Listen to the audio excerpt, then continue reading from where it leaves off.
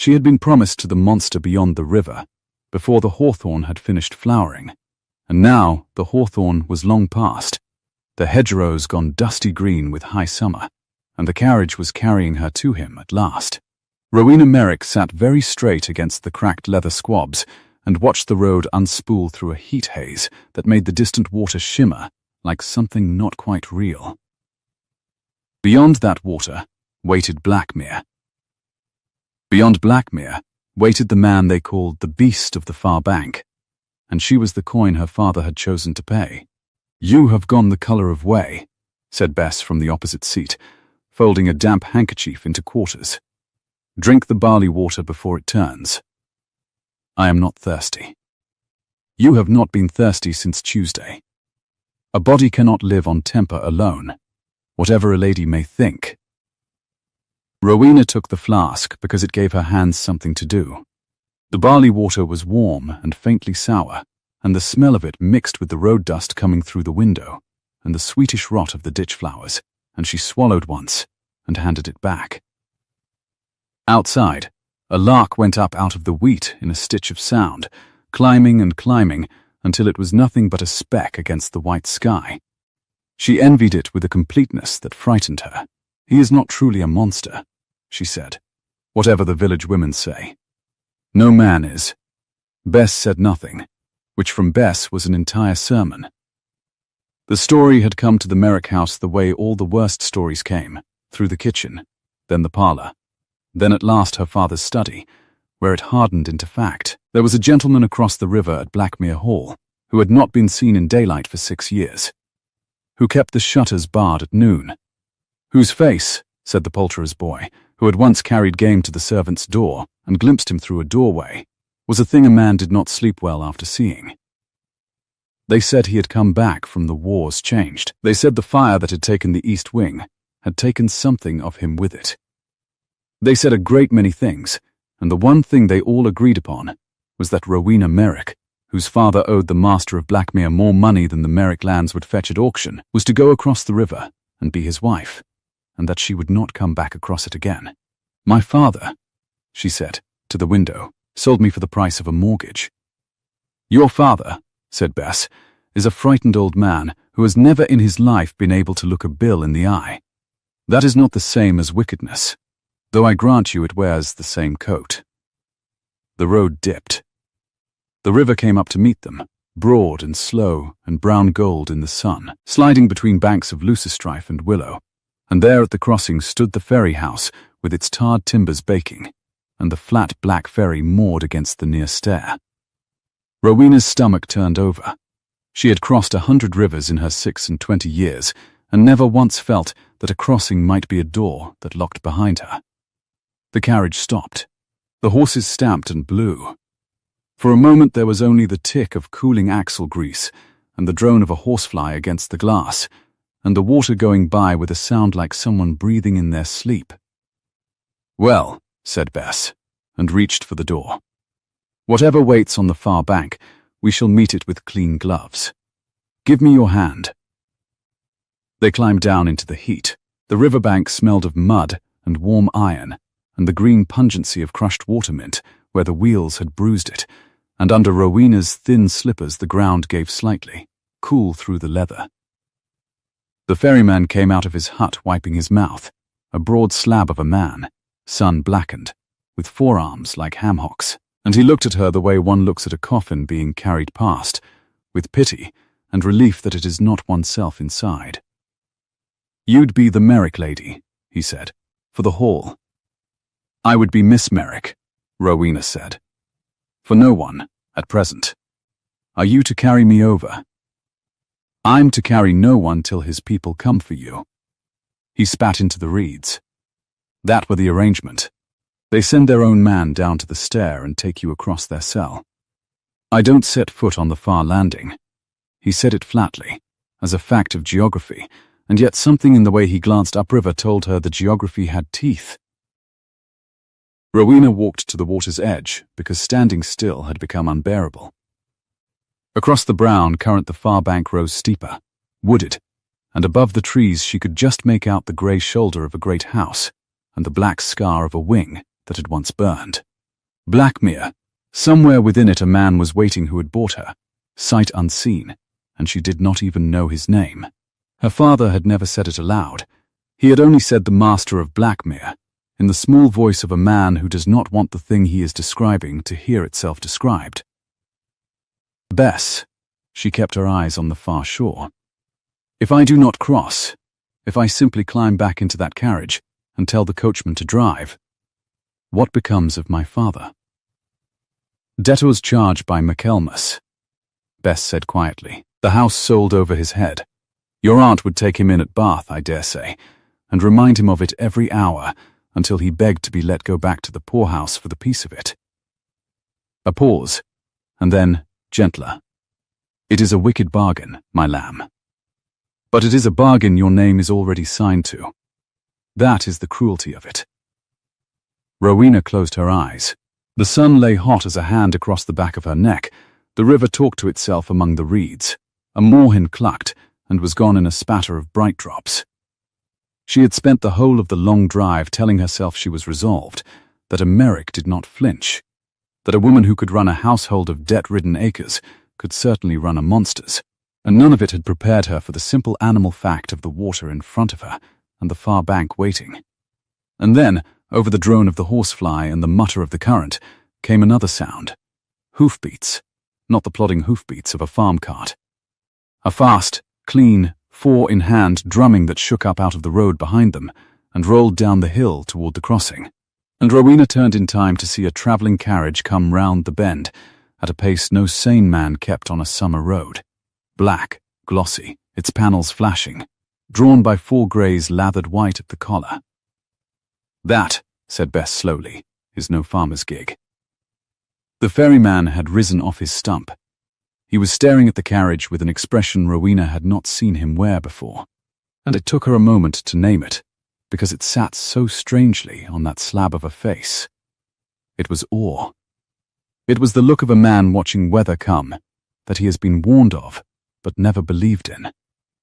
The carriage did not slow until the last possible instant. The greys were hauled up hard, hooves skidding in the chalk, and the whole equipage swung broadside to the river in a boiling cloud of dust that rolled over Rowena and set her coughing, tasting grit, her eyes streaming. When it cleared, a footman in dove grey livery had already dropped from the back and thrown down the step, and the carriage door was opening, and a man was coming down out of it into the blaze of the afternoon. He was tall. That was the first thing. Tall enough that he had to bow his head to clear the doorframe, and broad through the shoulder, in a way the beautiful cut of his dark coat only sharpened, so that when he straightened to his full height at the water's edge, he seemed to take up more of the sky than a man had any right to. Bare-headed, his hair very dark, damp at the temple with the heat, a hard, clean-shaven jaw, and a face, Rowena's breath snagged, a face with nothing beastly in it at all, no scar, no ruin, only a severe and unwelcome handsomeness, grey eyes gone almost silver in the glare, fixed upon her as though she were the single item on a list he had driven a great distance to strike through. Miss Merrick. It was not a question.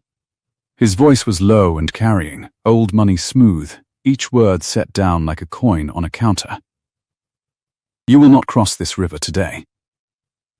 For a moment, Rowena could only look at him. The ferryman had actually removed his hat. Bess had gone very still at her shoulder. I beg your pardon, Rowena said, and was pleased to hear that her voice did not shake. You have the advantage of me, sir. You know my name.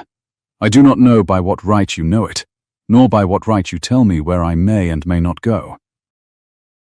Something moved at the corner of his mouth. Not a smile. The ghost of the place a smile might once have lived. By every right there is, he said.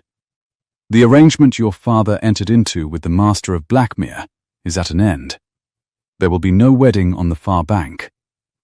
Not today. Not ever. The words went through her like cold water, and beneath the first wild flood of relief came something colder still, because a bargain does not simply end. Debts do not evaporate because a stranger in a fine coat wills them gone. At an end, she repeated carefully. By whose doing? By mine. And you are? The footman stiffened, scandalized, but the tall man only looked at her a moment longer, as if weighing whether she had earned the answer. Then he inclined his head. A small, exact motion, the courtesy of a man who has bowed to sovereigns and found them wanting. Calder, he said. The Duke of Calder. I have come in his place. Bess made a sound behind her, a sharp indrawn breath, quickly smothered. A duke. Rowena had never in her life stood within 20 feet of a duke. Dukes were creatures of the London prince and her aunt's breathless letters, not of dusty river crossings in a summer no one important ever visited. And this one had driven his greys to a lather to reach a nowhere ferry and tell her she was not to be married. In his place, she said. You will forgive me, your grace, but those words make no sense to me.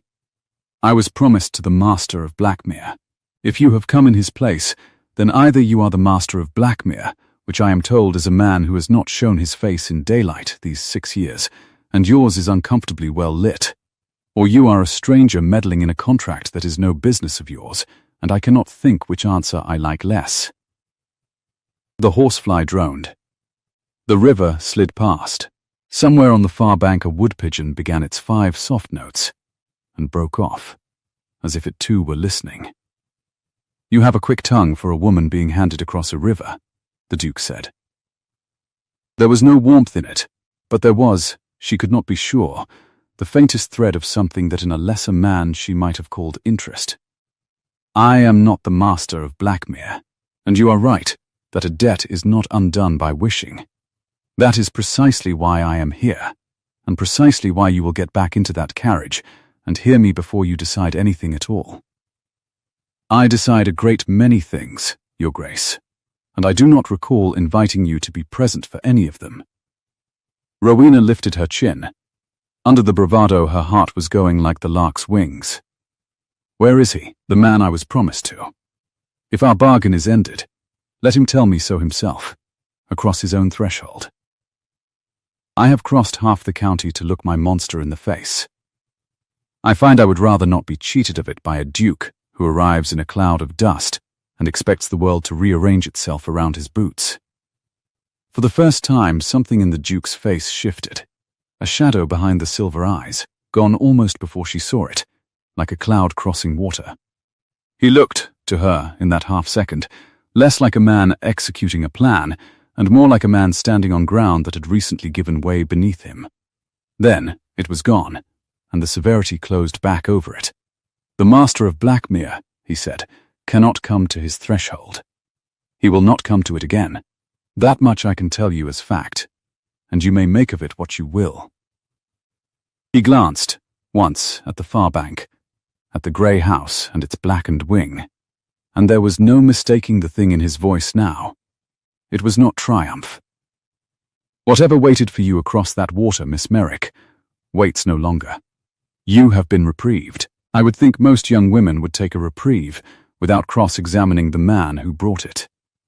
Most young women, Rowena said, have not spent a fortnight learning to be brave enough to be someone's wife. You will forgive me if I do not feel reprieved. I feel moved like a piece on a board, from one player's hand to another's, and no one has troubled to ask the piece whether it wished to be lifted. Bess made a small, warning noise. One did not speak so to a duke.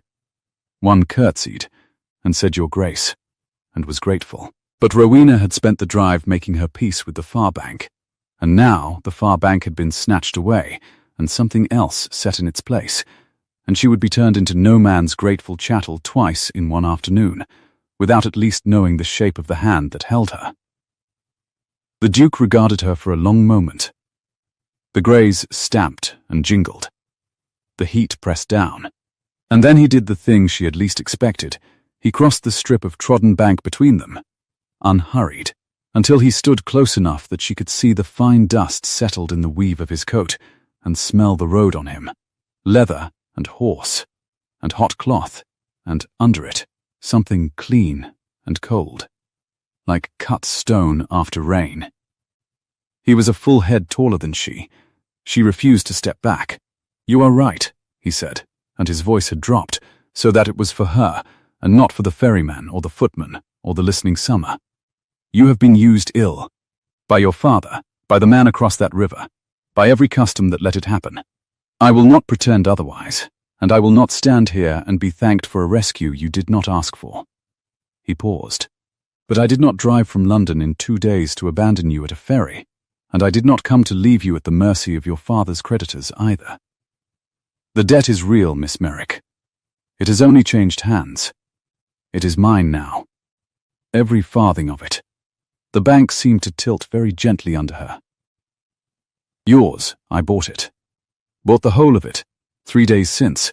The moment I learned," he stopped himself, and something closed in his face like a book shut on a page. "The moment I learned what it purchased. So you see, you are no more free of the bargain than you were an hour ago. You are simply held by a different creditor. And that creditor is asking you, not commanding you, to get into his carriage and let him take you somewhere you may sit down out of this appalling sun and hear what he proposes. And if I refuse, then I hand you your father's notes, released and cancelled, here on this bank, and you may drive home a free woman to a father who owes nothing, and never think of me again." His grey eyes did not waver. "I would prefer you did not. But it is yours to choose. I have taken enough choices from you already, buying that paper without your leave. I do not intend to take this one." The wind came off the river then, cool for an instant against her flushed face, carrying the smell of mud and mint and the far green woods. Rowena stood between the black ferry and the black carriage, between the monster she had steeled herself to marry and the duke who had arrived in his place, and understood with perfect clarity that both roads were doors, and that whichever she chose, the woman who chose it would not be able to become again the woman who had climbed down onto this bank an hour ago. "Cancel the notes," she said slowly, "and I owe you nothing. That is what you say. That is what I say." "Then why," she asked, "would a duke ruin himself buying up the debts of a man he has never met, only to drive 2 days without stopping to hand the paper back and ask nothing in return? No man parts with a fortune for a stranger's good opinion, Your Grace. You want something, and until I know what it is, I will not step 1 inch nearer that carriage." For a moment the whole crossing held its breath, the ferryman with his hat crushed in his fists, Bess white-lipped, the greys blowing, the river talking on, and the Duke of Calder looked down at her with those cold silver eyes, and something in them warmed by 1 degree, one only, like the first crack of light under a shuttered door. "No," he agreed softly. "I do want something, and you are the only person alive who can give it to me." He glanced once more at the burned wing across the water, and when he looked back at her his face was that of a man laying the last of his steak on the table. "Marry me instead, Miss Merrick. Not the monster beyond the river. Me. That is the whole of what I have come to ask, and I promise you, before you laugh in my face, that I have far better reasons than a duke ought to need, and not one of them is love." The word fell into the hot air, and lay there. Behind Rowena the carriage door still stood open on its dark interior. Behind the Duke the river ran on toward the far bank and the grey house and everything she had been promised to. And in the space between them, with the lark still singing somewhere impossibly high, and her own pulse loud as a drum in her ears, Rowena Merrick opened her mouth to answer, and found for the first time in her 26 years that she did not know which word was going to come out. "Neither yes nor no," she said at last, and the sound of her own steadiness surprised her. "Not on a riverbank, with a ferryman for witness, and my knees gone to water in this heat. If you want an answer worth the keeping, Your Grace, you will let me sit down and take it slowly, the way a sensible woman takes any bargain that cannot be unmade. That is not a refusal. It is not an acceptance either. It is a chair, and a shade, and an hour of your patience. If a duke cannot spare those, he has no business proposing marriage to strangers." For a moment she thought she had gone too far. The footman's face had frozen into a mask of dove-grey outrage, and the ferryman was looking between them as though he expected the sky to open. But the Duke of Calder only regarded her with those pale eyes, and then he stepped back and swept one hand toward the open carriage door. Not a bow, exactly, but the concession of a man who had learned to recognize a wall he could not walk through. "There is a house," he said. 4 miles back along the Marham Road. A dower house on land I hold. It is aired, it is staffed, and it is not across that river. You will have your chair, your shade, and your hour. Your woman comes with you." His gaze flicked to Bess and back. "I will ride outside, so that you need not sit closer to me than the width of England, if that is your preference." "It is," Rowena said, and gathered her skirts, and let the scandalized footman hand her up into the cool dark of the Duke's carriage before her courage could examine what it had just agreed to. The interior smelled of beeswax and good leather and, faintly, of some cold green cologne that she supposed was his. Bess climbed in after her and settled onto the opposite squab with the air of a woman boarding a ship she does not trust to float. The door shut. The greys leaned into their collars, and through the glass Rowena watched the black ferry and the brown river and the far grey shoulder of Blackmere slide backward and away, the burned wing turning slowly out of sight behind the willows until there was nothing but the hedgerows again, and the white dust and the drumming of hooves. "My lamb," Bess said, very low, "you have just told a duke to be patient." "I have," and climbed into his carriage. "I have done that too." Bess folded her hands. Outside, a whole field of barley ran silver green under a gust, bowing and rising like the sea. "I only observe," she said, "that a fortnight ago you were the daughter of a man who could not pay the corn chandler. There is a great deal of river between there and the seat beside a duke, and we have crossed it in the space of one afternoon, and I do not like distances that shut behind me before I have looked at the map." Rowena said nothing. She was watching the man on the grey outrider's horse who had appeared alongside the carriage, not the Duke, who rode ahead, but a second rider, older in plain dark clothes and a low-crowned hat, keeping level with her window at a steady canter. He did not look in at her. He looked forward, and back along the road, and forward again, the way a man looks, who is counting who follows. "Bess," she said. "Who is that?" Bess leaned to the glass and studied him a moment.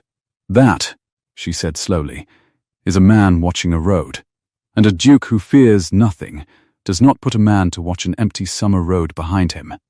She sat back. "Whatever it is you are being reprieved from, my lamb, I do not think it has finished with us yet." The dower house sat at the end of a lime avenue, a low honeystone place with its windows thrown open to the heat and a smell of cut grass and warm gravel rising off the drive. They were handed down. They were shown by a housekeeper with a starched cap and startled eyes into a long cool parlour where the shutters had been half drawn against the glare and a jug of lemon water sweated on a marble side table. And there, at last, with Bess stationed by the door like a sentry, and the Duke standing at the cold hearth with his gloves stripped off and held in one fist, Rowena got her chair and her shade and the beginning of her hour. "Now," she said, "you will tell me why." He was quiet a moment. Through the open window came the drone of bees in the lime flowers, and, further off, a scythe going through grass with a long wet hiss. He turned his gloves over in his hand once, and she saw that the knuckles of the hand beneath were marked with old white scarring, faded to silver, the kind of burn that healing leaves behind it. "What have they told you," he said, "about the Master of Blackmere? That he came back from the wars changed, that the fire took the east wing and took something of him with it, that he has not stood in daylight in 6 years, and that his face is a thing a man does not sleep well after seeing." She kept her voice level. "Village stories. I did not believe the half of them. Believe rather less than the half." He set the gloves on the mantel. "There is a man across that river. He is real. He was, once, as fine a man as this county produced, a soldier, a good one, the sort other men would follow into any foolishness because he went first and laughed while he did it. A muscle moved in his jaw. The wars did not change him, Miss Merrick. A wall did. A burning wall in a burning house that came down across him while he was carrying another man out through the smoke. He lived. A great deal of him lived. But he came out of it, unable to bear the sight of himself in any glass, and unwilling to be seen, and by slow degrees he shut the shutters and barred the doors, and let the county make him into a monster, because a monster, at least, is a thing that chose its own solitude. He looked up. He did not choose it. It was chosen for him, by a wall and a fire, and his own pride. And 3 days ago I learnt that in the depths of that solitude he had let his man of business arrange to buy himself a wife. Sight unseen. A debt paid in a woman. You keep saying he, Rowena said carefully, as though the whole of it lived across the river and none of it here. But you drove 2 days without stopping. You bought a stranger's mortgage with your own name on the paper. Men do not ruin themselves for the honor of strangers, your grace, and they do not ride to lather over another man's shame. What is the master of Blackmere to you?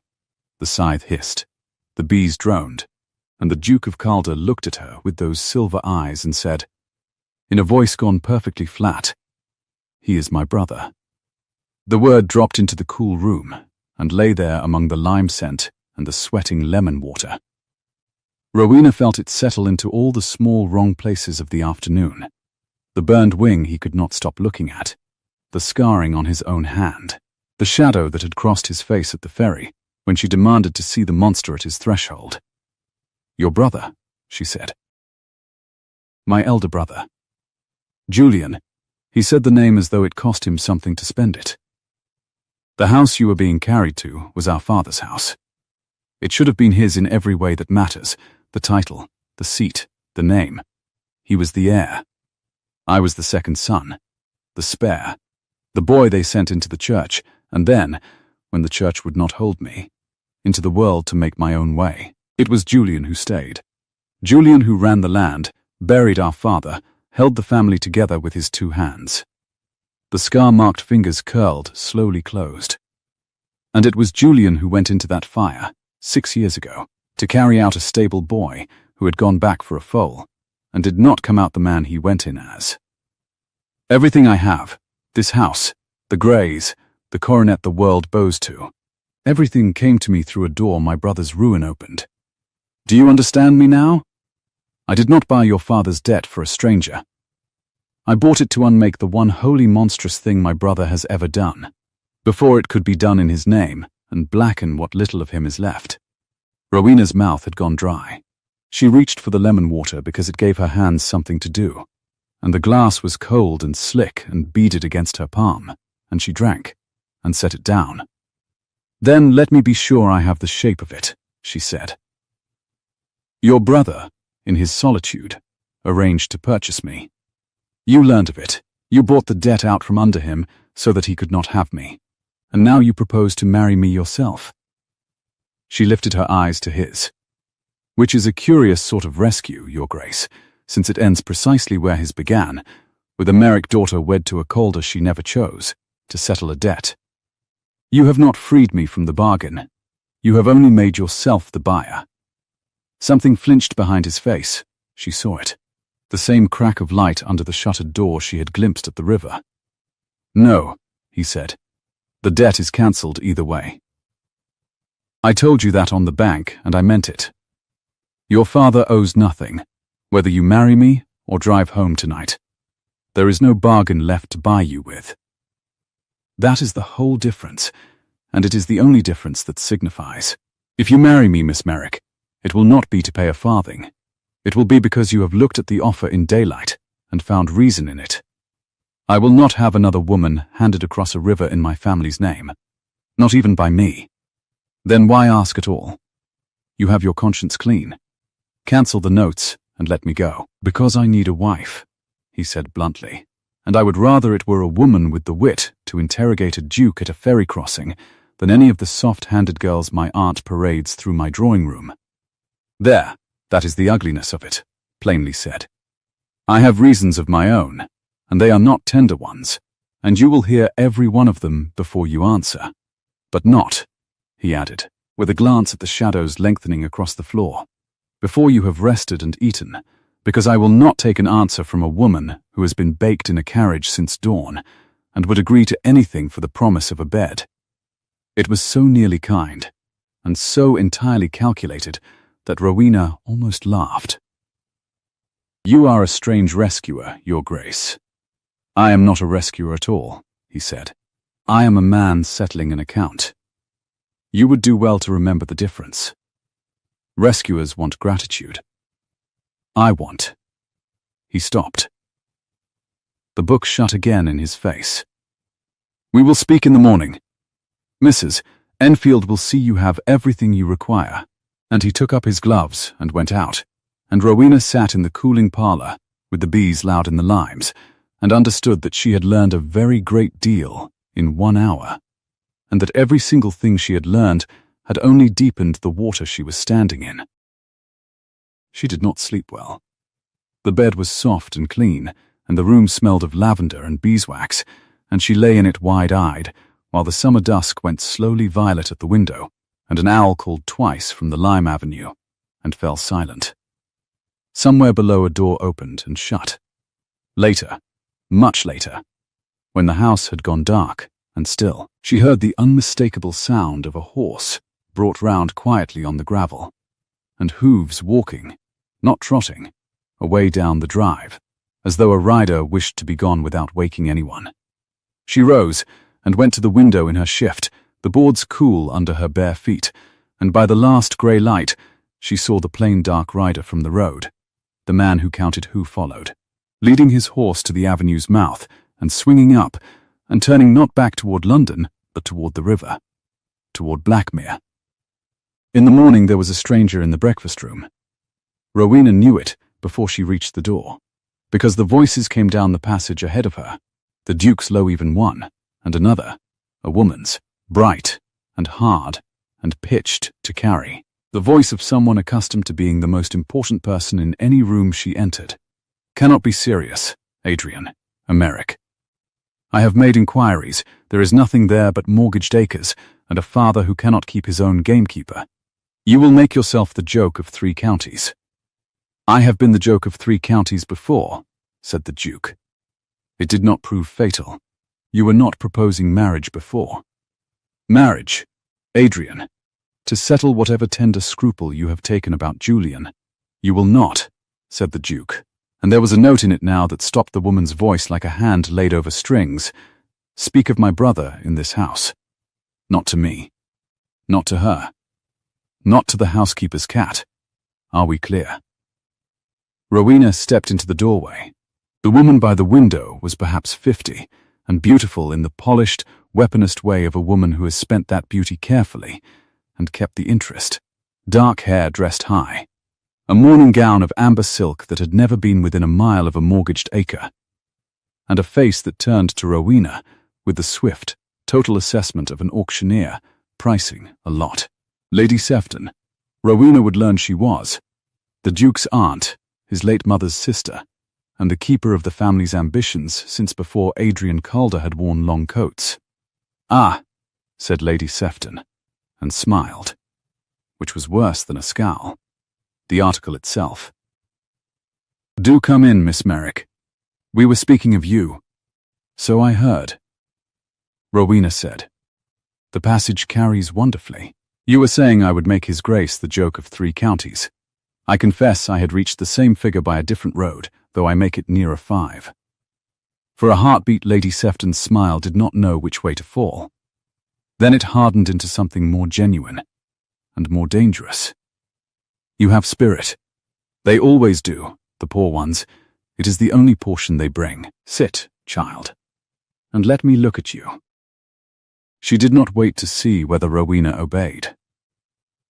"You understand, I hope, what you are being offered, and what you are being offered it for. My nephew is not a romantic. He is a man with a stain on his house that he cannot scrub out, and he has decided, God knows why, on 3 days' acquaintance with the idea that a wife of no consequence and no family to ask questions is the mop for it. That is your whole value to him. I say it plainly because someone should, before you mistake a settlement for a courtship. Aunt! The Duke's voice was iron.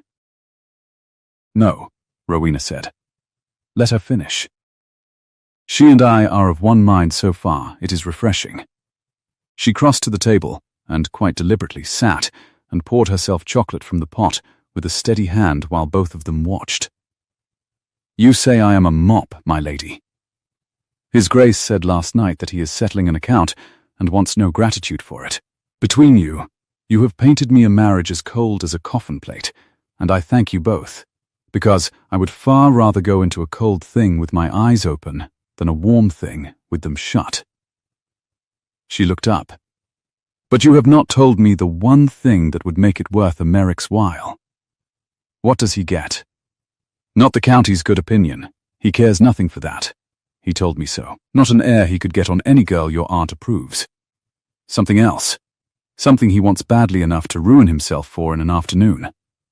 She held the Duke's grey eyes across the room. You never finished the sentence last night, Your Grace.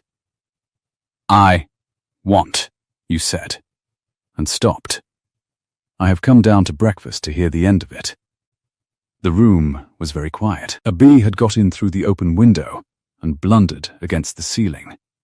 Lady Sefton's painted face had gone still, and there was something in it now, watching her nephew, that Rowena filed away and did not yet understand. Not triumph, and not fear, but a kind of held breath, as though a card she had thought safely in her own hand had just been laid face up on the table by someone else. The Duke set down his cup. My brother, he said slowly, is not the recluse the county believes. He is worse than a recluse. He has, these 6 years, been signing away the estate piece by piece, timber, the North Farms, the London house, to a man he trusts and should not. By the terms of our father's will, I cannot stop him. Blackmere is his while he lives, to ruin as he pleases, and no court will set aside a sane man's signature on his own land. His jaw tightened. Unless there is a marriage. Our father, who feared exactly this, wrote in one lever and one only.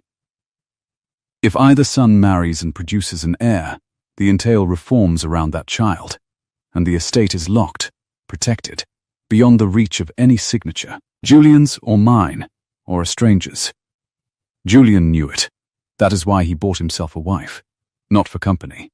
For an heir, to save the very land he is signing away, because some drowning part of him wants it saved even as the rest of him rips it asunder. He drew a breath. I mean to do what my brother could not bring himself to finish. I mean to marry, and secure the land, and hold it in trust for him, whether he thanks me or curses me. That, Miss Merrick, is the end of the sentence. I want to save my brother's house from my brother, and I cannot do it without a wife. Across the table, Lady Sefton had risen very slowly to her feet, and her amber silk whispered, and her voice when it came was silk over steel.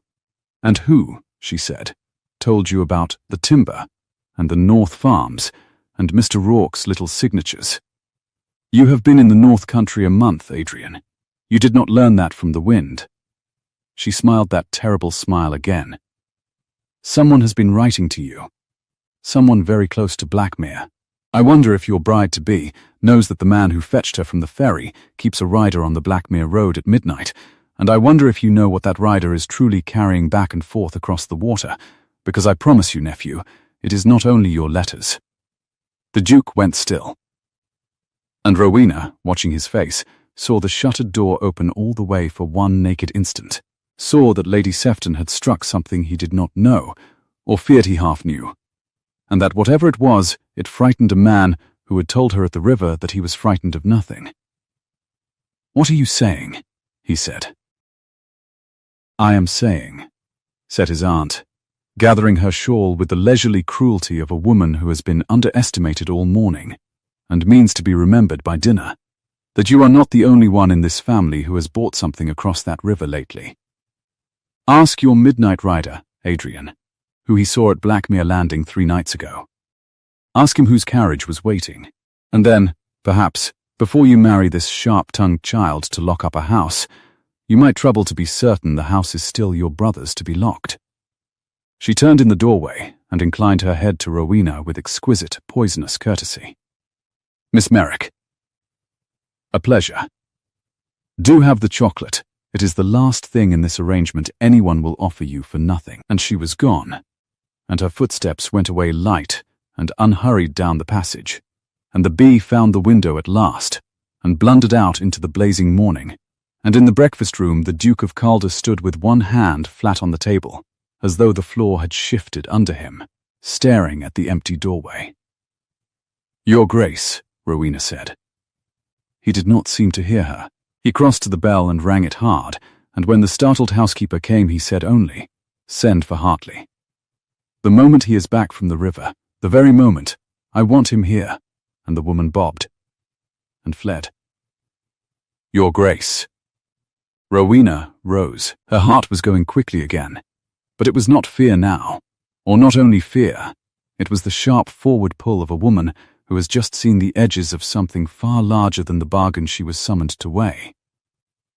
What was she talking about? Whose carriage? What did she mean? The house may no longer be your brother's. For a long moment she thought he would give her the shuttered face and the closing book and send her back to her chocolate. Instead he turned and looked at her, really looked, as though seeing for the first time, not the article, not the mop, not the wife of no consequence, but a person standing in the wreckage of his morning, who had asked the one question he could not answer. "I do not know," he said, and the admission plainly cost him more than the whole of the truth about Julian had. "I bought that debt 3 days ago, believing I understood the board I was playing on. My aunt has just told me I do not." He looked toward the window, toward the 4 green miles that lay between this honeystone house and the brown river and the grey house beyond it. Someone was at Blackmere Landing 3 nights past. A carriage was waiting. And my aunt, who has wanted Blackmere for 30 years and been forbidden it by an entail she has hated the whole of her life, knows whose it was, and I do not. His hand closed slowly on the mantel. "Which means the reprieve I brought you at the river may already be undone, Miss Merrick, by something that happened on that landing while you were still on the road. And I cannot tell you what it is, because for the first time in 6 years I am not the man in this county who knows the most about my own brother's house." Outside, far off across the fields, a bell began to ring the hour from some village steeple, thin and bright in the summer air, and Rowena counted the strokes without meaning to, and thought that she had crossed no river at all, and yet the water had shut behind her all the same. "Then we had better find out," she heard herself say, "before either of us signs anything. Both of us, Your Grace. Not you alone. If I am to be your lever, I will at least know the weight I am lifting." He looked at her a long moment, and the ghost of the place where a smile had once lived flickered again at the corner of his hard mouth, there and gone, like the crack of light under a shuttered door. "We," he said, as though the word were a coin he had not spent in years, and was surprised to find still good. "Very well, Miss Merrick." "We." For a moment neither of them moved, as though the single syllable had used the last of the air in the room. Then the ordinary morning came flooding back, the bee gone, the scythe still hissing somewhere beyond the limes, the smell of hot gravel drifting through the open window, with the sweetness of the flowering trees. Rowena set down her cup because her hand had begun, very slightly, to shake, and she would not have the Duke see it. "You have rung for a man who is not here," she said. "That will not bring him back from the river any faster. Sit down, Your Grace. You look like a man about to ride 4 miles in the wrong direction out of sheer impatience. I do not sit when I am thinking. Then, you must think a great deal on horseback, for you have not sat once since I met you." She poured a second cup and pushed it across the cloth toward the empty chair opposite. "Chocolate. It is going cold, and cold chocolate is a wickedness your aunt would approve of. Drink it, and tell me what a man of business is precisely, and why yours frightens you." He looked at the cup as though it were a small impertinence, but he came and drew out the chair and sat, and the morning light through the half-drawn shutter lay across the old white scarring of his hand as he wrapped it round the china. "Rourke is not my man of business," he said. "He is my brother's. Was our father's. Before that, a clever, patient, obliging creature, who made himself indispensable one small kindness at a time, until a house could not draw breath without him. When Julian shut the shutters, Rourke became his hands in the world, his voice, his pen. The scarred fingers tightened. For 6 years no letter has left Blackmere that Rourke did not carry. No coin has been spent, no acre let, no signature set to paper, but through Rourke. My brother made himself a prisoner, Miss Merrick, and then handed the only key to the gaoler. And the letters you received, the ones that told you of the timber and the North Farms, they came through Rourke also?" Something flickered behind his eyes. "No," he said. "They did not. That is the single thread of light in the whole business, and it is why I am here at all. They came in another hand entirely, plain paper, no seal, left at a posting inn for me to collect. 6 of them, over as many weeks. Each one told me a thing about Blackmere that Rourke would have given his teeth to keep from me, which is how I knew they were true." "Someone inside the house," Rowena said slowly. "Someone close enough to see, and frightened enough to hide. Someone," he agreed, "who signed nothing, and whom I have never met, and to whom I owe the fact that I reached that ferry before you had crossed it." He lifted the cold chocolate at last and drank, and set it down, and for the first time she saw the exhaustion under the severity. 2 days' road in the bone of him. "And now my aunt tells me there was a carriage at the landing 3 nights past that I know nothing of, and I find I do not care to guess whose hand held the reins." The gravel outside rang suddenly with hoofbeats. A single tired horse, walking, then stopping hard by the door. Rowena was on her feet before she had decided to rise. Through the window she saw the plain dark rider swing down, and even at that distance she could see that something was wrong with the way he moved. Stiff, careful, one hand pressed flat against his side. "Your midnight man is home, Your Grace," she said, "and I do not think the river was kind to him." Adrian was already at the door. Hartley came into the passage, with his low-crowned hat in his fist and river mud to the knee, and a long grazed weal down one cheekbone that had bled and dried and been imperfectly wiped. He was older than Rowena had thought at the window the night before, 50 perhaps, grey at the temple, with the still, watchful face of a man who has spent his life being trusted with things other men would rather not carry. He looked at the Duke, and then, with a flick of those steady eyes, at Rowena, and then at Bess in the doorway behind her, and made a small calculation Rowena could not read. "You may speak before them," Adrian said. "What did you find?" "Trouble, Your Grace." Hartley's voice was low and flat, a servant's voice worn smooth. "I'll give it you plain, for there's no pretty way. 3 nights back a carriage came down to Blackmere Landing after dark, and lay there above an hour with its lamps hooded. I had it from the ferryman on our bank, who watches everything and tells no one, and would not have told me, but that I put a crown in his palm and my hand on his shoulder. He shifted his weight and winced. It was a gentleman's carriage, 4 horses, and it did not come to fetch, it came to carry off. The master of Blackmere went across in it. Julian Calder is no longer in that house." The passage went very quiet. Somewhere in the kitchen a pan was set down, a girl laughed and was hushed. "Say that again," Adrian said. "Your brother has been taken out of Blackmere, sir, 3 nights since. By whose leave I cannot swear, but the carriage was Rourke's. I have seen it in the yard at the market town, and I'd know the near leader's white sock in the dark." Which I did. Hartley's jaw worked. The house stands with the shutters barred as ever, and the servants going about as though their master sat behind them, and Rourke's under-clerk at the door turning callers away with the old story. His lordship is unwell. His lordship sees no one. But the master's gone from it. I'd stake my place on it.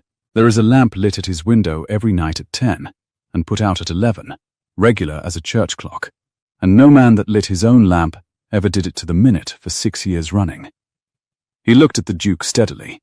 "They are keeping a candle burning for a man who is not there, Your Grace, so the county will not ask where he has gone." Rowena's skin had gone cold in the warm passage.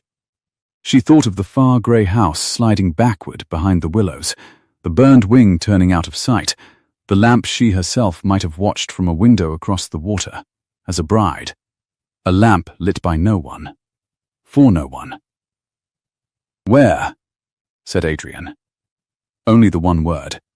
His voice had gone so low and so level that it was more frightening than any shout. "I do not know, sir. I followed the road the carriage took as far as the turnpike, and lost it at the crossroads by moonlight. And there a man came out of the hedge and did not care to let me pass." He touched the wheel on his cheek without seeming to notice he did it. I persuaded him otherwise, but by then the wheel marks were 4 hours cold and going 3 ways, and I judged it better to bring you what I had than to spend the night guessing on a dark road. He hesitated, the first hesitation Rowena had seen in him. "There is one thing more, Your Grace, and you will not like it above the rest. There is very little I have liked this morning. Go on." Hartley reached inside his mud-stained coat and drew out a packet, a folded oilcloth, and within it a single sheet of paper, creased soft with handling. He held it a moment, as though its weight were more than papers. "The letters that reached you at the inn," he said. "The plain ones, in the hand you did not know. I carried 3 of them the last stage myself, from the collecting place to your hand, and thought no harm. A servant carries what he is bid." His mouth thinned, but 3 nights back, waiting at the ferry house in the dark, I had time on my hands and a bad feeling in my chest, and I did a thing I am not proud of. There was a letter lying ready at the collecting place, addressed onward, not to you, to a lady, by a London direction. Same paper, same hand as your 6. I opened it, Your Grace, and sealed it after, and God forgive me. And here is a copy I made of the half of it, before my light failed. He laid the paper on the passage table. Adrian did not move to take it. It was Rowena who reached out, because someone must, and because the Duke's scarred hand had closed into a fist at his side, and turned it to the window light, and read the cramped, hurried copying aloud into the still air. "Cannot hold him much longer without you are come." Ah. Grows bold. The license is got and lies in his desk.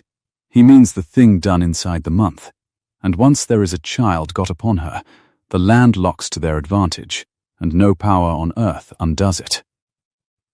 I have sent to the second son as we agreed, and he is coming north. He suspects nothing of us, and thinks the warning's his own good fortune. Keep him marrying, and he serves us without knowing. Burn this.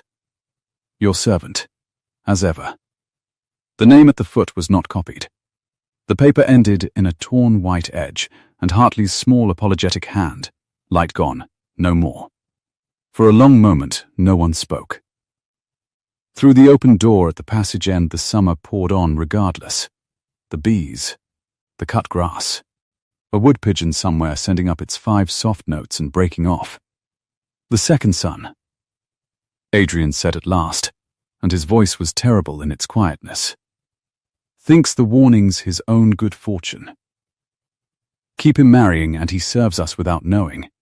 He lifted his eyes, and they had gone the flat grey of a winter sea. I was written to, Miss Merrick. Fetched north like a horse to a bag of oats. Every letter that told me my brother was being robbed. Every word that made me buy your father's debt, and drive 2 days without stopping, and stand at that ferry believing I was the cleverest man in the county, was set down by someone who wished me to do exactly that. My rescue of you was in another person's plan, before I had thought of it myself. Then, whoever wrote it, Rowena said carefully, wanted you to marry. Wanted it badly. And the letter says the marriage serves them. She turned the paper over, as though the torn edge might yield the missing name. Which makes no sense against the rest of it. Rourke wants a child got on his own bride, to lock the land to his advantage. That is one game. But this writer wants you married, and calls it our advantage, and says you serve without knowing. Those are two hands at the same throat, Your Grace, and they are not the same hand. No, said a bright, hard voice from the stair. They are not. Lady Sefton stood on the hearth, landing in her amber silk, one gloved hand light upon the rail, and she had plainly been there some while, for there was no surprise in her at all, only the deep, satisfied stillness of a player who has waited 3 moves for the board to turn. Do read it again, Miss Merrick, she said, coming down unhurried, the silk whispering step by step. It is such very good work. I have admired it for weeks. She reached the passage floor and looked at her nephew with something that was almost tenderness, and was, Rowena understood in a cold rush, its exact and polished opposite. Poor Adrian. You never could bear to be the second son. It made you so beautifully easy to move. You, said Adrian. She drew off one glove, finger by finger, as a woman does who has all the time in the world. 30 years I have watched that house rot across the water, while men who could not run a hen coop signed their names to it and called it primogeniture. Your father forbade me it. Your brother locked himself into it and let a clerk gnaw it hollow. And you would have let it go to Rourke without lifting your head from your London card tables, if I had not put a pen in someone's hand and taught them your weaknesses. She smiled. So I did. I have been Julian's frightened friend inside the house, and Rourke's patient partner outside it, and yours, dear boy, all along, the fond aunt who only wants to see you settled. 3 throats, Miss Merrick, as you so cleverly say, and every hand at them has been mine. Rowena's heart was going hard and slow.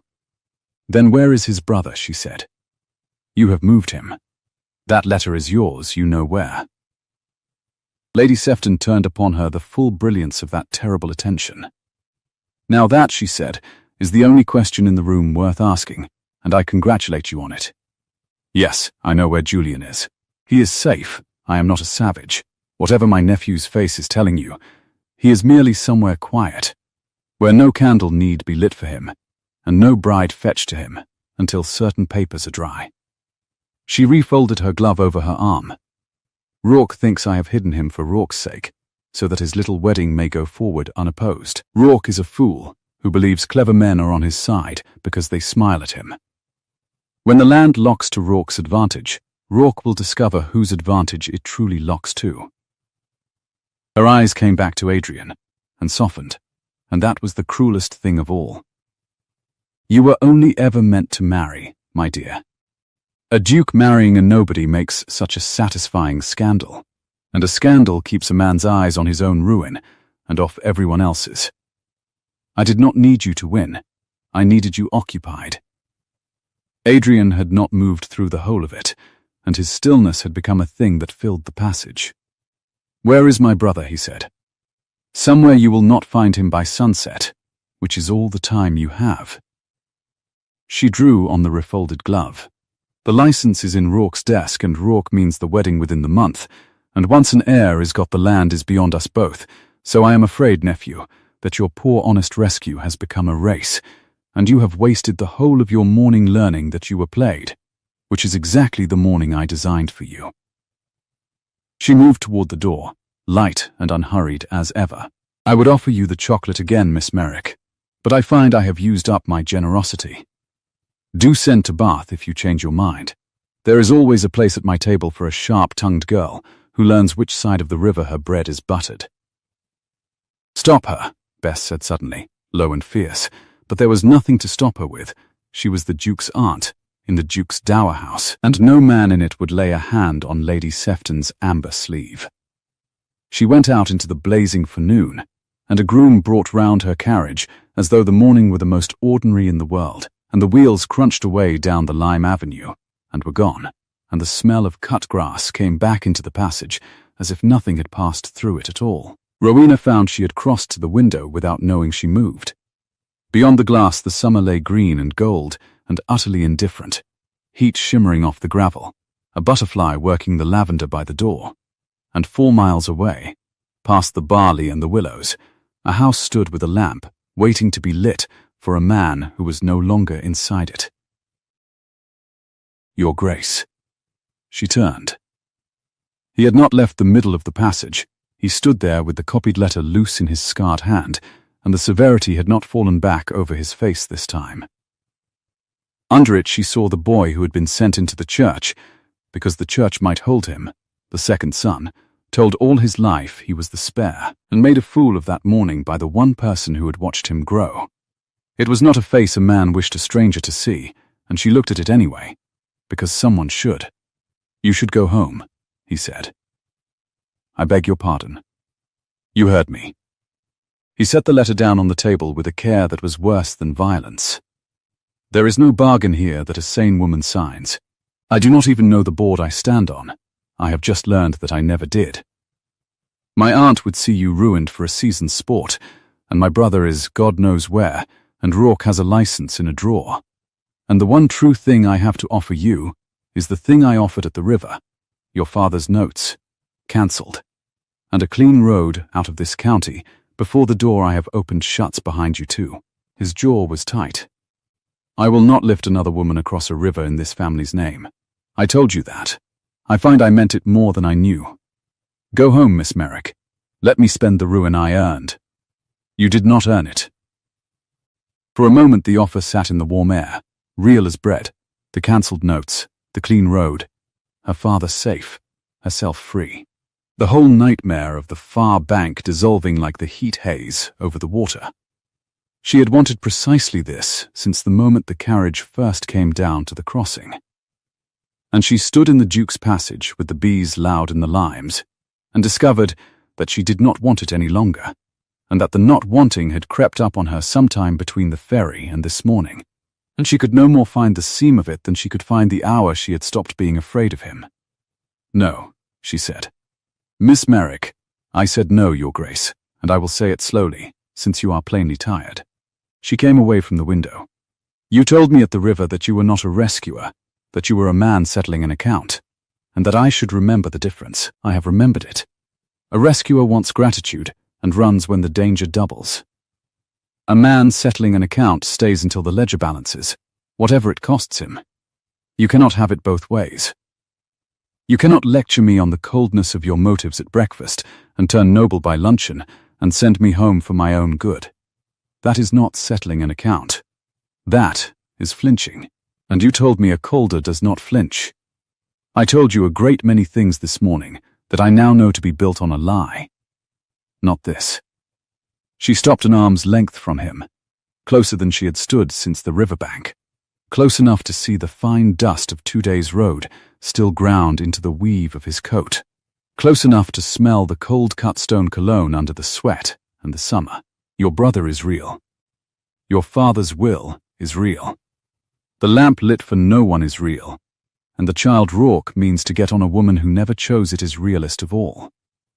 Because that was to be me, Your Grace, 3 nights ago, if you had not driven your greys to a lather to reach a nowhere ferry. Your aunt did not invent the far bank. She only used it, and I will not be sent home to be grateful while another woman is carried across that water in my place, to a house I was meant to be locked inside myself." The scythe had stopped somewhere.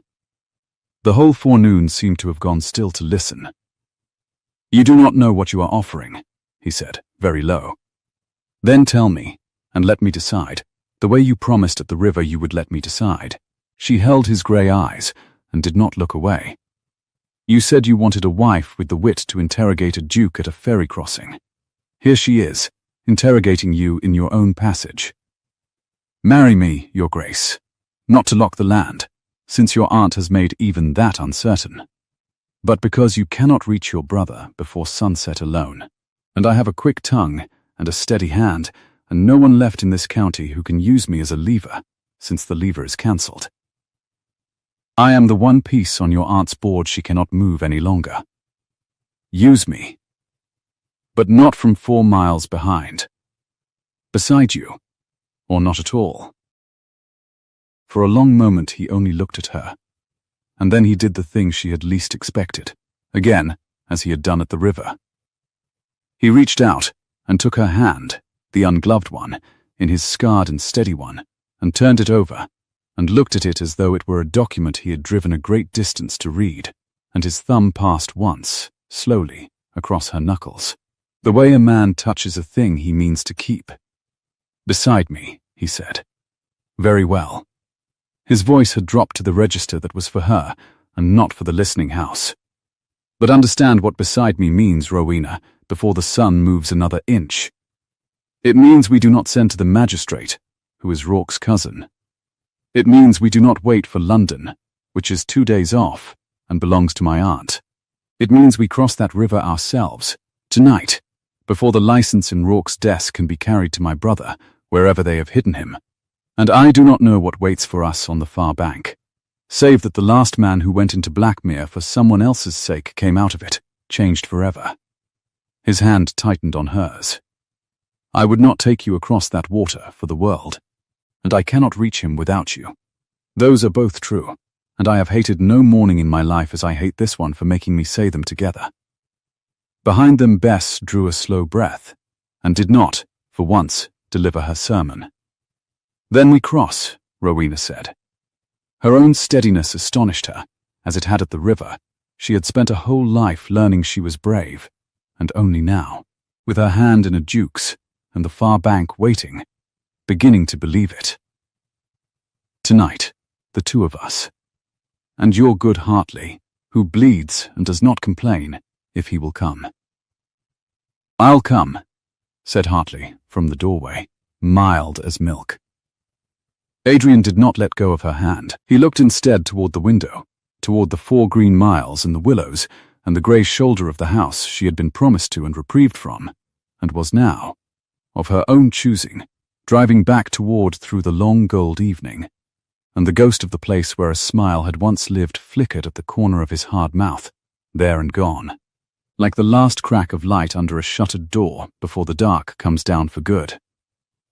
"Then God help the pair of us," he said, "for we are about to do the one thing my aunt has spent 30 years praying no Calder would ever have the courage to do. We are going to walk into Blackmere with our eyes open." He turned her hand loose at last, and the loss of the warmth of it was its own small shock. "Eat something, Rowena. Rest an hour. It is a summer evening, and the light will hold late, and we will need every minute of it." At the door he paused, and looked back, and for the space of one breath he was neither duke nor second son, nor man settling an account, but only a man on ground that had given way beneath him, reaching for the one hand that had not let go. "Whatever we find on the far landing tonight, whatever my brother has become, or been made, you will not go first through any door. That is the single condition I set. Give me that, and I will give you all the rest." "You may go first through the doors, Your Grace," she said. "I only ask that you do not shut them behind you." And she watched him go out into the blaze of the summer forenoon, to give the orders that would carry them. At last, and by her own word, across the river she had been so certain she would never willingly cross. While somewhere 4 miles off, in a house of barred shutters, a servant made ready to light a lamp at 10 o'clock for a master who was no longer there to need it. The light held late, as he had promised it would. By the time the greys came down again, to the crossing the sun had swung low, and gone from white to a heavy amber, laying a road of beaten gold across the water, and the willows on the far bank stood black against it, with their leaves hanging still in the windless heat. The horseflies had given over. In their place the evening had brought out the smell of the river in full mud and warm iron, and the green rot of the leucostrife, and under it, riding the first cool breath off the current, the far-off resinous sweetness of the pinewoods above Blackmere. The ferryman would not take them. He came out of his hut and stood with his arms folded across his slab of a chest, and shook his head slowly, and the amber light made a mask of his face. "I told the lady this morning, and I'll tell His Grace now," he said. "I don't set foot on the far landing. Not for a duke. Not for a purse. There's been things across that water these 3 nights I've no wish to be nearer to." "Then lend us the ferry and stay dry," Adrian said. "Hartley has poled a boat before." You may swear to any man who asks that we took it against your will.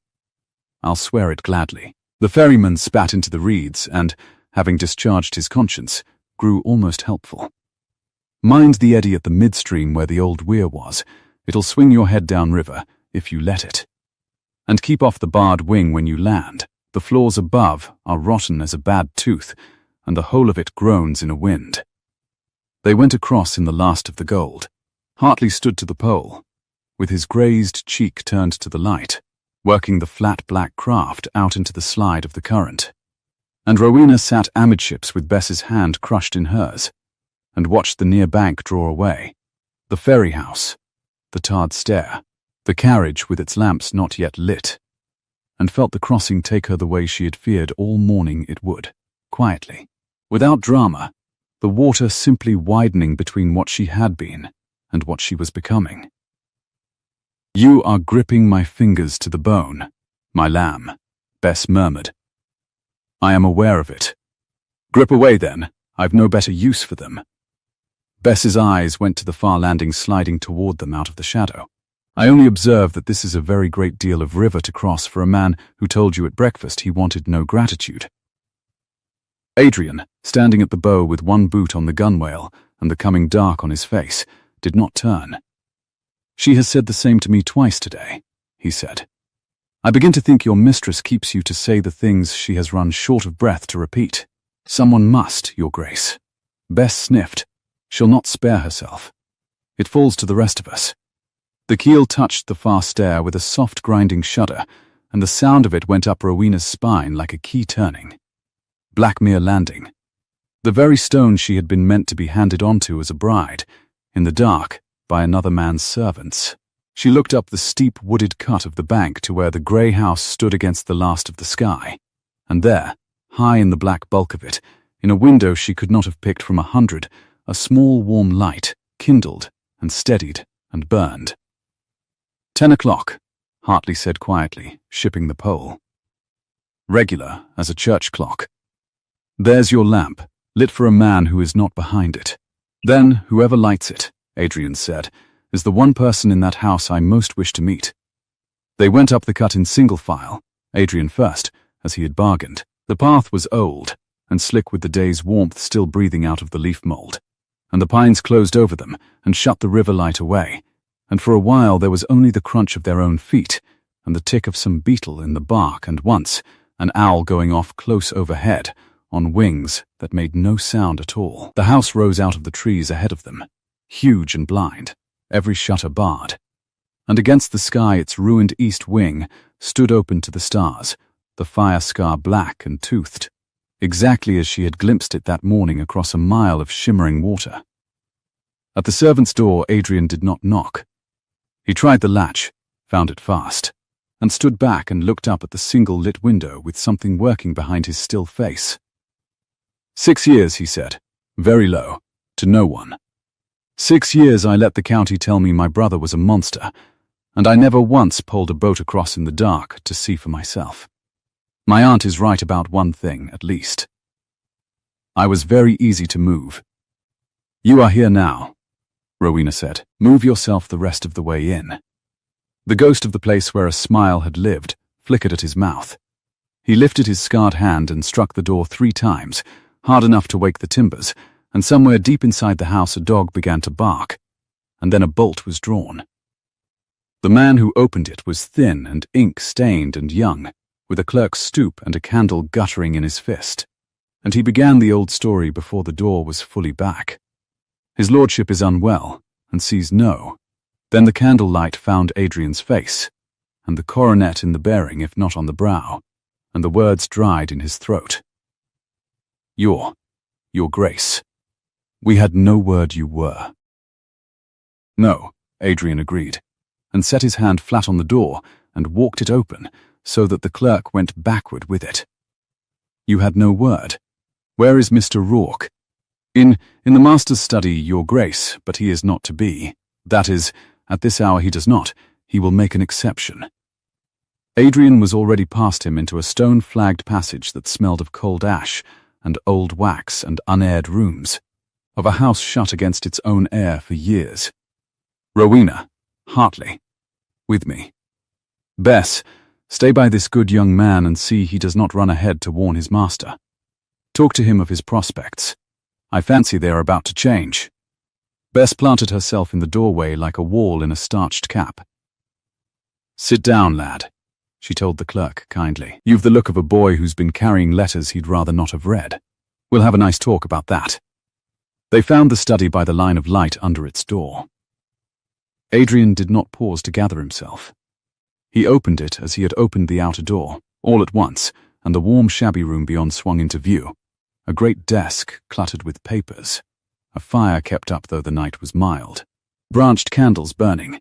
And behind the desk a soft grey comfortable man of 50, in a good black coat, half risen from his chair with a pen still wet in his hand, and his mouth already shaping the practised welcome that curdled on his lips as he saw who filled the door. Your Grace. Rourke set the pen down with beautiful care. Everything about him was soft and obliging and beautifully kept, and only the eyes betrayed the speed of the mind behind them, flicking from Adrian to Rowena, to the mud-caked Hartley, and back, tallying, discarding, reckoning the new sum. This is an unlooked-for honour. And Miss Merrick, I think? I had understood you were resting at. You had arranged a great many things you understood, Rowena said. Do not let us keep you from your work. You were writing something. At 10 o'clock at night, with such attention. Pray finish it. The soft face did not flinch, but the hand near the papers moved, a small covering gesture, and it told her everything. She had run a house of debt for 8 years. She knew to the inch the look of a man sliding a bill under a blotter. Trifles, Rourke said. The endless small business of an estate. His lordship trusts me with, his lordship, said Adrian, walking to the desk. Is not in this house. Has not been these 3 nights. You have been lighting a lamp at his window to keep the county from asking where he has gone, and you have a marriage license in this desk that you mean to carry to him wherever he has been hidden, and there is a woman in London coming north to see it used. He set both hands flat on the cluttered leather and leaned into the candlelight, and the old white scarring on his knuckles shone. I have crossed the river, Rourke. Whatever tale you had ready for the far bank, it does not reach this side of the water. Give me the license. For one held breath, the soft man looked at the hard one across the desk, and Rowena watched him weigh whether the smile would still serve, and watched him find that it would not, and watched the affability slough off him like a coat let fall. What was under it was not frightening in the way the village had promised a monster would be. It was worse, because it was so ordinary, a patient, aggrieved greed.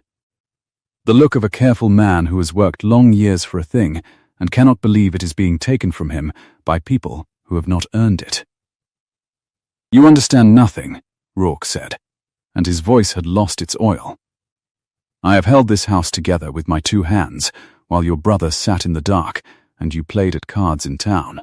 Every acre kept in heart, every account balanced, every creditor soothed, my work, my nights, my patience. And when I take a little of it back into my own name, after 6 years of it that, you call robbery. He spread his soft hands. I am the only man who ever loved this place enough to run it. Your father knew it. Your brother knows it. You know nothing but how to arrive too late in a fine coat. The license, Adrian said. Or what? Rourke's chin came up. You have no magistrate. My cousin holds the bench. You have no proof but a servant's tale and a torn scrap of paper. And you have no brother to swear against me, because your brother is where no bailiff will find him, and where he will stay content and quiet until the papers are dry. He smiled again, and it was a bad smile now, all teeth. You have come a long way to threaten a man in an empty house, Your Grace. I could ring this bell and have you shown out as a trespasser, and by morning the whole county would laugh at the mad Duke of Calder who broke into Blackmere by night and raved about a monster. Rowena had drifted, while he spoke, to the corner of the desk, and now, quite calmly, in the small silence after his threat, she picked up the pen he had set down, and the paper he had covered, and turned it to the candles, and read the top line of it aloud into the warm, still room. This indenture witnesseth, she read, that I, Julian George Calder, do appoint and empower Silas Rourke, my soul. She stopped. She looked up. It is not a license at all. It is a deed. You are forging your master's hand at 10 o'clock at night, Mr. Rourke, to sign the last of Blackmere over to yourself before the wedding, in case the wedding failed you. She laid it down, precisely, in the pool of light, where all three men could see it. The license is your second string. This is your first, and you are finishing it, because you have begun to suspect that your London partner does not mean to share. The room had gone so quiet that the fire's small collapse of embers sounded like a fall of stone. You are cleverer than they said, Rourke told her, and it was not a compliment. It was a man rearranging a threat. The poor ones always are. It is a pity. His lordship might have done worse for a wife. Where is he? Adrian had not raised his voice, and that was the terror of it. It had gone down and down into a register that had no give in it at all. You will tell me where my brother is, Rourke, and you will tell me now, because the one thing you have reckoned wrong in all your careful sums is this. I am not too late, and I am not alone, and I am no longer easy to move. And it was then, from the dark doorway behind them, that a new voice spoke, low and rough, and scraped raw as if it had gone long unused, a voice that came out of the shadow of the passage where the candlelight did not reach. He does not know where I am, Silas, it said, because you never took me anywhere at all. Rowena turned. They all turned, and in the doorway, one hand braced on the frame as a man braces who has walked further than his strength, stood a figure she had last imagined as a horror behind barred shutters. Tall as Adrian and broader waisted to leanness, in a plain dark coat too big for him now. His dark hair shot with grey at 35, and one side of his face drawn and seamed with the old silvered ruin of long-healed fire, the skin pulled tight along the jaw, the eyebrow gone, the ear misshapen. The other side was Adrian's face grown 10 years older and infinitely more tired. His eyes, grey, silver in the candles, the family's eyes, moved from his brother to the deed on the desk to Rowena, and something in them that had been shut a very long time struggled toward the light. Julian, Adrian said. The name came out of him broken clean in half. They did not carry me off, Julian Calder said, and came another slow step into the room, and the scarred half of his face turned into shadow, so that for a moment he was only a weary man in a doorway. There was a carriage. 3 nights passed. Yes, Rourke had it brought to the landing. He meant to take me to a quiet lodge on the Marham side, and keep me there, biddable, until his forgeries were dry. He has drugged my wine before, when I grew troublesome, and he meant to do it again. A dreadful thin smile touched the unmarked corner of his mouth. But the woman who has kept me these 6 years, who feeds me, and reads to me, and lights my lamp so the county thinks its monster is at home, she poured the wine out of the window and put me in the old priest's room behind the burned wing, where Silas is too fat and too frightened of rotten floors to look. And she has been at my desk every night since, writing to my brother in a hand he would not know, telling him the truth a piece at a time, and praying he had the courage to come across the water before the month was out. Rowena's breath went out of her. The 6 letters, she said. The plain paper. The hand you did not know. My housekeeper's hand, Julian said. Margaret Cardew. She could not sign them, for her life was in it, and she could not tell him plainly where I was, for she did not know from 1 week to the next where Silas meant to move me.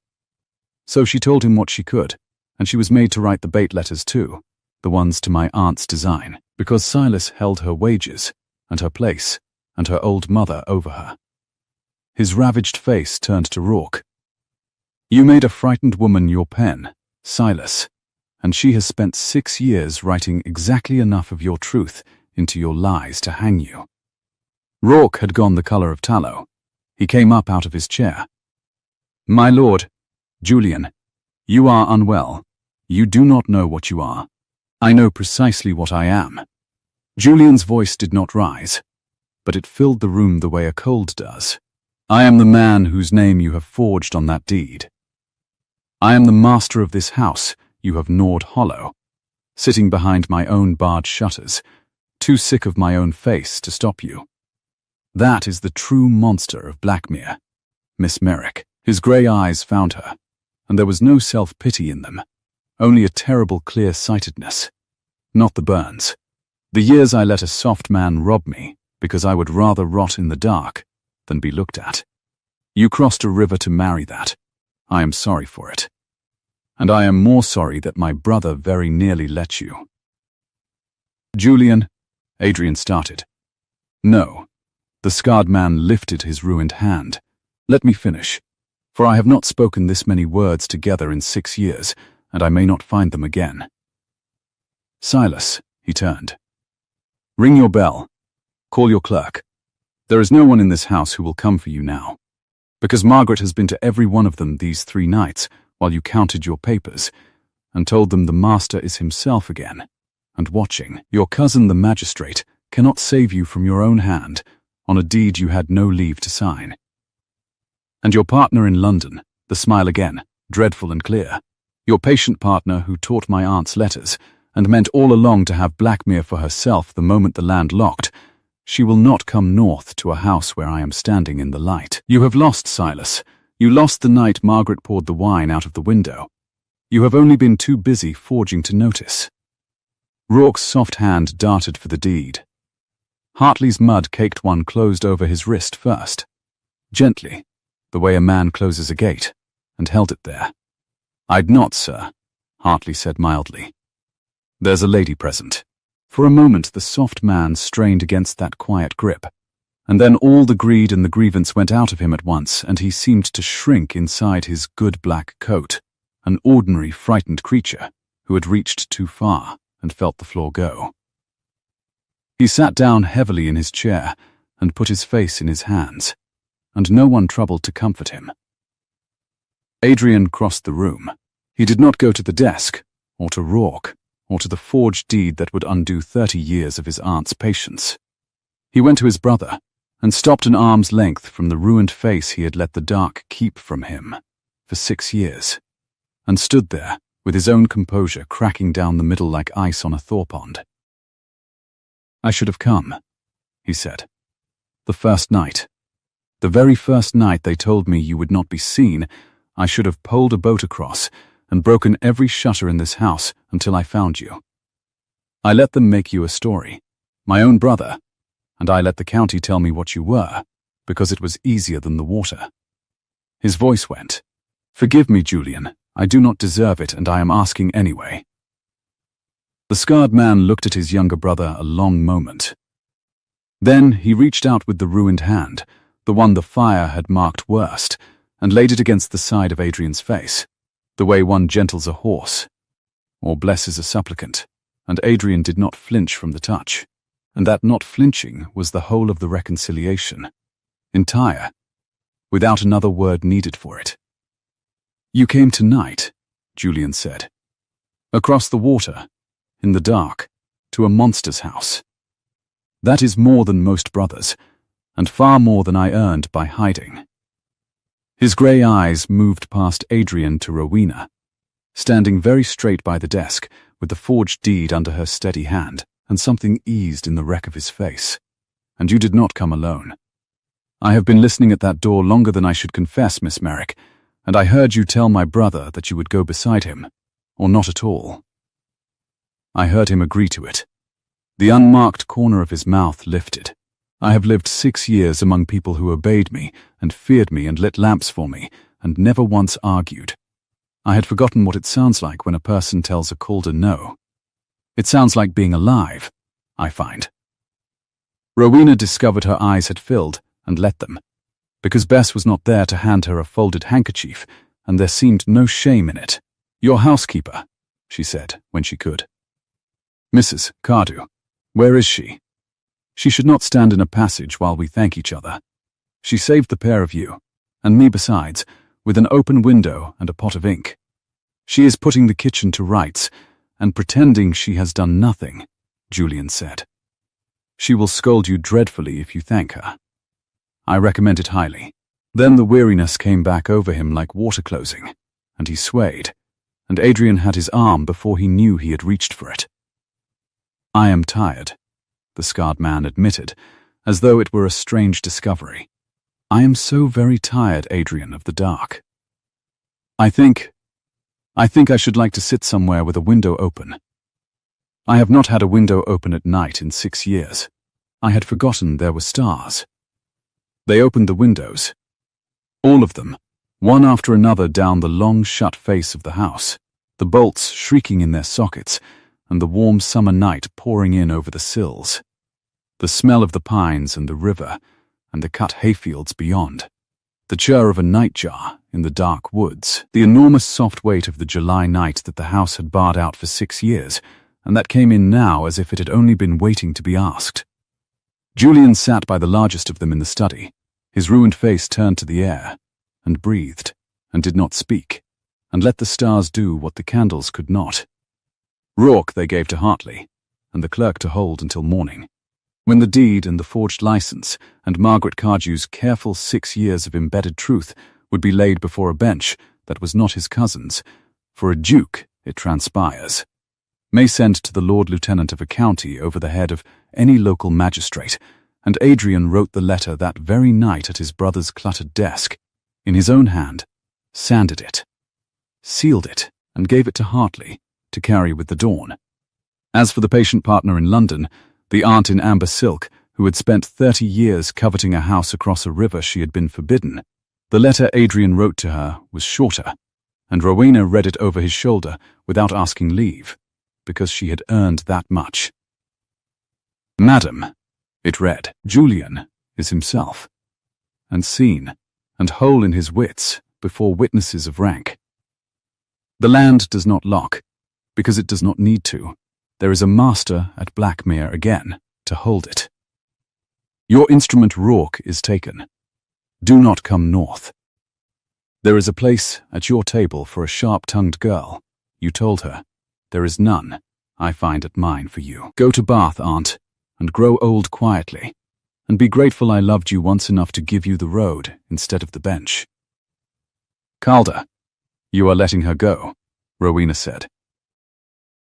"She is my mother's sister.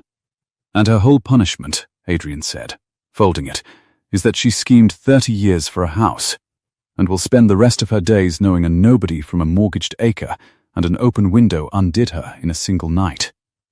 I could send her nothing crueler than her own failure. Let her keep it."